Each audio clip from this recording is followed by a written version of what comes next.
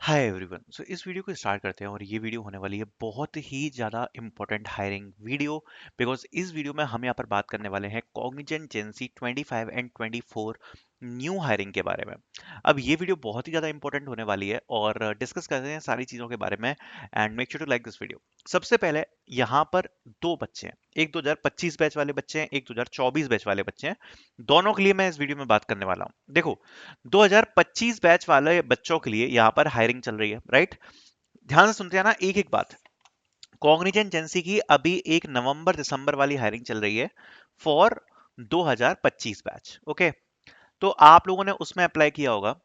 एक चल रही है कॉग्निजेंट 2024-2025 प्री असेस्ड हायरिंग। ठीक है, प्री असेस्ड हायरिंग। सो इसके बारे में हम यहाँ पर डिस्कस करने वाले हैं। किन बच्चों को क्या करना है, ध्यान से पूरी चीजों को सुनते जाना, ठीक है। सबसे पहले तो यहाँ पर रिवेचर की हायरिंग मैं बहुत बार डाल चुका हूँ कि भाई रिवेचर की तरफ से मास हायरिंग चल रही है ये वो। तो अभी रिवेचर की तरफ से एक ऐसा मेल रिसीव हुआ है बहुत सारे कैंडिडेट्स को, जिसमें लिखा है dear candidate, greetings from Rivecher. As detailed in the earlier mail, your next round will be client online communication assessment scheduled for the upcoming days. Before proceeding, please ensure you complete the process listed below for the consideration.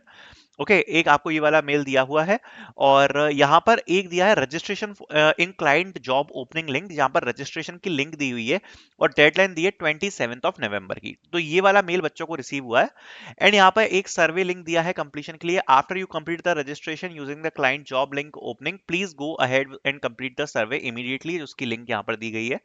And यहाँ पर then online client communication assessment को दिया गया है। पूरी बात ध्यान से समझना कि ये एक्चुअली है क्या। सुनो मेरी बात ध्यान से।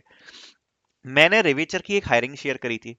अगर आपने उसमें अप्लाई नहीं किया है, ठीक है, हो सकता है आपने अप्लाई किया हो या ना किया हो, तो अभी उसके मल्टीपल असेसमेंट्स चल रहे हैं। ठीक है, मल्टीपल असेसमेंट्स, जिसमें एक हायरिंग शायद अभी टेक महिंद्रा के लिए भी चल रही है, ठीक है, और एक ये अभी कॉग्निजेंट के लिए भी चल रही है। ठीक है, सो डिपेंडिंग अपॉन के आपको किस क्लाइंट के लिए शॉर्टलिस्ट किया जाता है, टेक महिंद्रा के लिए, कॉग्निजेंट के लिए, या और भी कोई क्लाइंट्स हैं, ये सब क्लाइंट कंपनी है रिवेचर की। मतलब रिवेचर बच्चों को हायर करती है, ट्रेन करती है, ट्रेन करने के बाद इन कंपनीज में प्लेस कर देती है।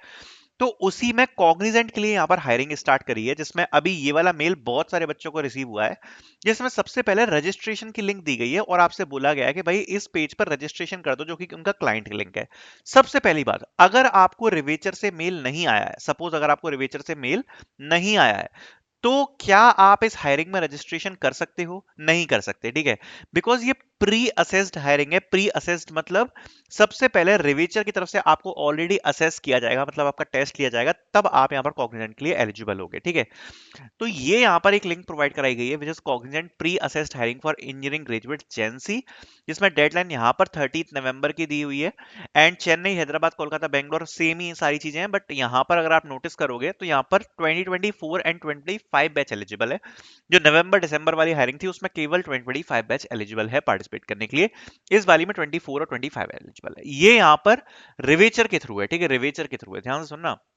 अब जब आप लोग इसमें रजिस्ट्रेशन कर दोगे, ठीक है, रजिस्ट्रेशन कर दोगे, उसके बाद आपकी वही प्रोसेस फॉलो की जाएगी जो जेंसी में की जाती है। अब देखो, सबसे पहले तो रिवेचर के लिए यहाँ पर उन्होंने बोला कि आपका यहाँ पर कम्युनिकेशन टेस्ट होगा। अब कम्युनिकेशन टेस्ट के लिए यहाँ पर रिवेचर ने एक प्रैक्टिस लिंक भी भेजी हुई है, और वो प्रैक्टिस लिंक का अगर मेल है तो आप इस प्रकार से देख सकते हो, ये आपका प्रैक्टिस लिंक का मेल है। Dear candidate, greeting from Revature, we appreciate your interest in this opportunity with Revature. As mentioned in the previous email, the next step will be online communication test with our client. To help you prepare and perform well in the assessment, we recommend practicing the communication evaluation using the platform link provided. The expected level to clear this round is B1 level and above, and test preparation की यहाँ पर link दी गई है। So basically यहाँ पर revision ने बोला है, भैया सुनो, अगर आपको प्रैक्टिस करनी है कम्युनिकेशन असेसमेंट की, तो आपको हम एक लिंक प्रोवाइड करा रहे हैं, इससे आप प्रैक्टिस कर लो, और उसके बाद आपका जो एक्चुअल असेसमेंट है कॉग्निजेंट का, वो भी यहाँ पर कंडक्ट कराया जाएगा। तो देखो, इसमें कुछ डिफरेंस है, मैं आपको क्लियर कर देता हूँ सारी चीजें। जो आपकी नवंबर दिसंबर वाली हायरिंग चल रही है, वो कॉग्निजेंट की तरफ से डायरेक्ट अपॉर्चुनिटी है। उसमें अगर आप सेलेक्ट होते हो तो डायरेक्टली आपको यहाँ पर कॉग्निजेंट में डायरेक्टली प्लेस किया जाएगा। अगर आप इसके थ्रू सेलेक्ट होते हो तो इसमें कुछ अंतर है।